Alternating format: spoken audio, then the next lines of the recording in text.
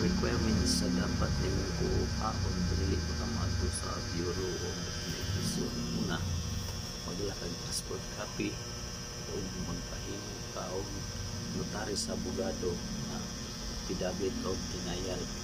Ay kung dito nimo nakuhaon sa main office sa head office sa Immigration Bureau sa Intramuros, mahal kayo dito. Dili mo mahal kayo kung naibig kung bala nga dalang pa kay 650 so karon as of June 27, 2025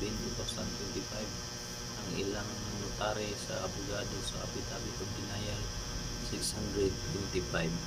Samantalang atong iaging next year na ako'y na ka-istorya 100 lang. Samantalang ngayon yung update sa June 27, 2025 625 na.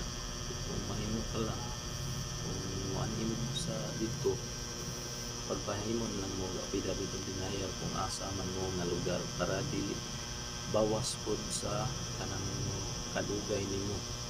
Kung magpaabot ka man ka kung saan punuan mo nang imong dalon dito, kung magsabit ka man dito, passport copy lang o ID, valid ID. Mas maayo pa itong passport. Ito yung kita sa passport na ay abot mo dito na kung dala na